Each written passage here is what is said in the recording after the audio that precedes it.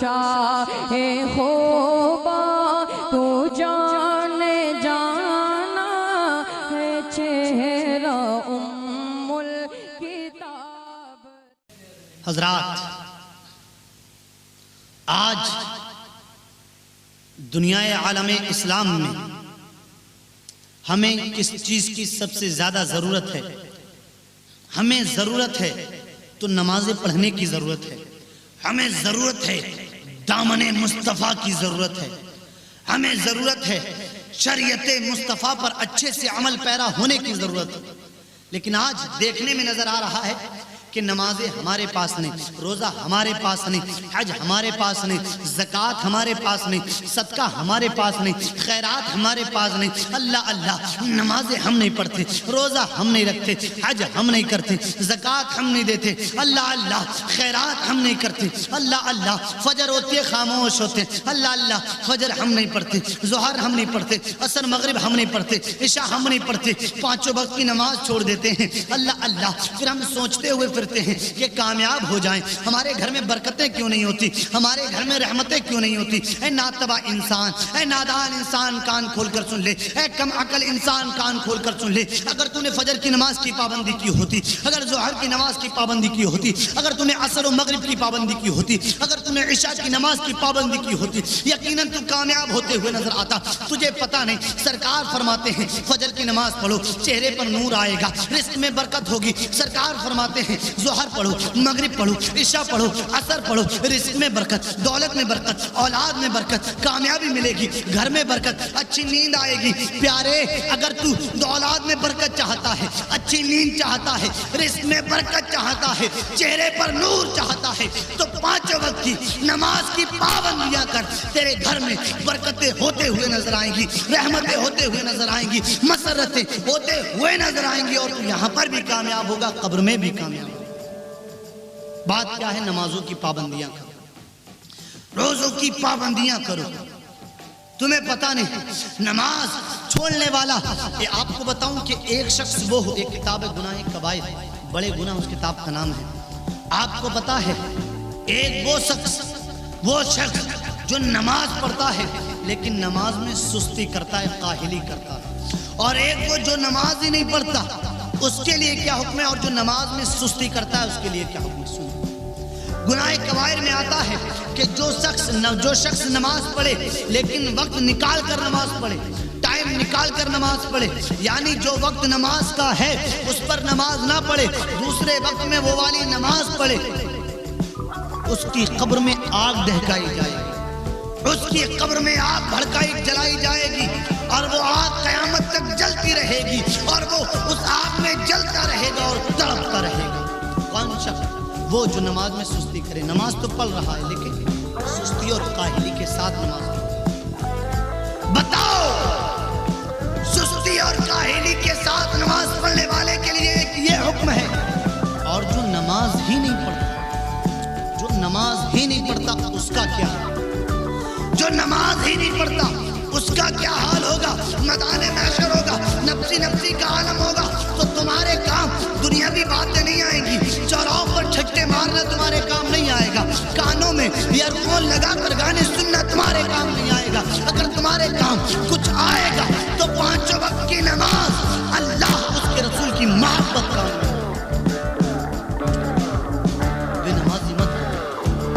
بے نمازی کے چہرے پر نور نہیں ہوتا، بے نمازی کے چہرے پر نور نہیں ہوتا، بے نمازی برباد رہتا ہے۔ نمازوں کی پابندیاں کرو، قبر کے سانپ بچھو سے دور رہو۔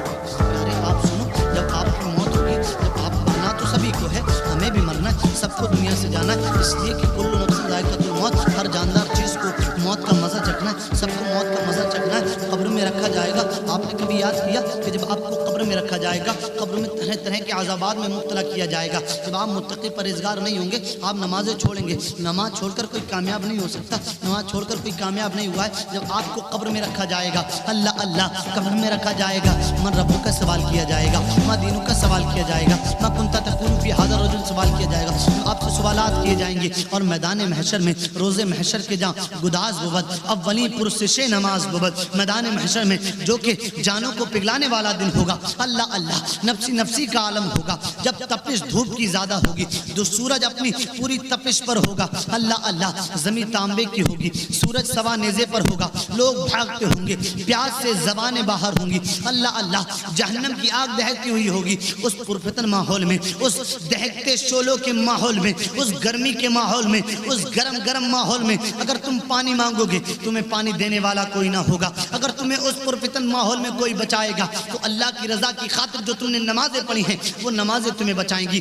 پیارے اگر تم سے میدان محشر میں سب سے پہلا جو سوال کیا جائے گا وہ نمازوں کے بارے میں سوال کیا جائے گا، بتاؤ تم کہاں سے جواب دو گے؟ تم نے نمازیں بھی نہیں پڑھی ہوں گی۔ بے شک آج انسان گناہوں سے نہیں بچ پاتا، برائیوں سے نہیں بچ پاتا، لیکن قرآن تو کہہ رہا ہے بے شک نماز بے حیائی اور برائی سے بچاتی ہے۔ ہر مسلمان پر فرض ہے کہ وہ جو نماز پڑھے ان کے مقررہ وقتوں میں 5 وقت کی نماز پڑھنا اس پر فرض ہے۔ قرآن اعلان کر رہا ہے تو نماز جن وقتوں پر تم پر فرض کی گئی ہے ان وقتوں پر نماز کو ادا کرو، تبھی تم کامیاب ہو سکتے ہو، تبھی ہر جگہ کامیابی مل سکتی ہے۔ یہ نہیں کہ اذانیں ہو رہی ہیں دنیاوی باتوں میں مشغول ہو، نمازیں ہو رہی ہیں دنیاوی باتوں میں مشغول ہو، نمازیں ہو رہی ہیں ٹی وی کی اسکرین تمہاری آنکھوں کے سامنے ہے، نمازیں ہو رہی ہیں طرح طرح کی باتوں میں تم مشغول ہو، نمازیں ہو رہی ہیں طرح طرح کی باتوں میں تم گم ہو گئے ہو، کھو گئے ہو۔ پیارے میدان محشر میں نماز تمہارے کام آئے گی، میدان محشر میں جب تمہیں عذاب دیا جائے گا اس وقت نماز ہی تم کو بچائے گی۔ بے نمازی کبھی کامیاب نہیں ہوتا، بے نمازی کو کبھی کامیابی نہیں ملتی۔ کامیابی چاہتے ہو تو نماز کی پابندیاں کرو۔ اس لیے اللہ کے رسول نے فرمایا نماز میری آنکھوں کی ٹھنڈک ہے۔ ایک مرتبہ سرکار نے فرمایا میرے صحابہ ایک بات بتاؤ، عرض کی یا رسول اللہ فداکا بھی امی، یا رسول اللہ سرکار ہمارے ماں باپ آپ کے قدموں پر قربان۔ سرکار کیا بات ہے؟ سرکار نے فرمایا بتاؤ اگر کسی کے دروازے پر ایک نہر جاری ہے، اگر کسی کے دروازے پر ایک نہر جاری ہو اور اس میں غسل کرنے والا 5 وقت غسل کرے تو بتاؤ اس کے جسم پر کوئی میل باقی رہے گا؟ کیا اس کا جسم گندا رہے گا؟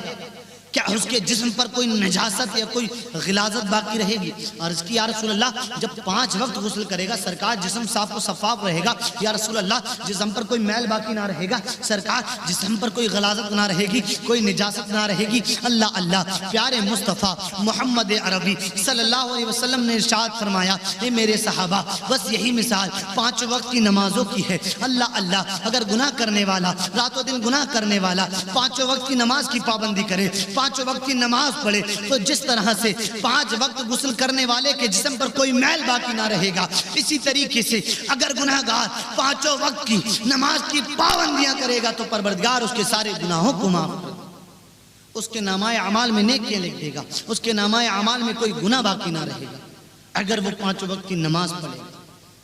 اتنی اچھی مثالیں میرے سرکار نے ارشاد فرمائی، اور ہم نماز نہیں پڑھتے۔ صحابہ اکرام کا کردار دیکھو، صحابہ اکرام کو دیکھو، جنگ بدر کا موقع، جنگ خندق کا موقع، جنگ صفین کا موقع، جنگ بدر کا موقع، جنگ خیبر کا موقع، پھر بھی آپ نے نمازیں نہ چھوڑی، پھر بھی آپ نے روزے نہ چھوڑے، تلواروں کے سائے میں سجدہ کرتے تھے۔ اور سب سے بڑی مثال کربلا کا میدان ہمارے لیے ہے۔ امام حسین شہید ہو گئے، کربلا میں میرے امام نے گھر کا گھر لٹا دیا، کربلا میں میرے امام نے علی اصغر کو قربان کر دیا، اول محمد کو قربان کر دیا، حضرت عباس کو قربان کر دیا، میرے امام نے حضرت سکینہ کے صبر کو قربان کیا، میرے امام نے حضرت حر کو قربان کر دیا، حضرت قاسم کو قربان کر دیا، یہاں تک کہ میرا امام خود بھی قربان ہو گیا لیکن سجدہ نہ چھوڑا۔ میرے امام نے نمازیں نہ چھوڑی، خود بھی امام قربان ہوا، اپنے کنبے کو بھی قربان کیا۔ اللہ اللہ اپنے خاندان کو دین مصطفیٰ پر، شریعت مصطفیٰ پر، اسلام پر، مذہب اسلام پر، سرکار کے قانون پر قربان کر دیا، لیکن نمازیں نہ چھوڑی۔ کربلا کے میدان میں جب تلواریں چل رہی تھی، کربلا کی تپتی ہوئی ریت پر 3 دن کا بھوکا پیاسا امام، 3 دن کا بھوکا پیاسا عباس، 3 دن کا بھوکا پیاسا حضرت زینب کا وہ لخت جگر اونو محمد، 3 دن کا بھوکا پیاسا حضرت قاسم، 3 دن کا بھوکا پیاسا حضرت حور، جب پروردگار کے محبوب کے نواسے نے اپنا قنبہ قربان کر کے نمازیں نہ چھوڑی، ہمارے پاس تو آج مسجدوں میں ایسیاں موجود ہیں، ہمارے پاس تو مسجدوں میں پنکھوں کا انتظام موجود ہے، ہمارے پاس تو مسجدوں میں اچھے فرش کا انتظام موجود ہے، تو ہم نمازیں کیوں چھوڑ رہے ہیں؟ پیارے، ہمیں نمازیں نہیں چھوڑنا چاہیے، نمازوں کی پابندی کرو، یہاں پر بھی کامیاب، قبر میں بھی کامیاب، میدان محشر میں بھی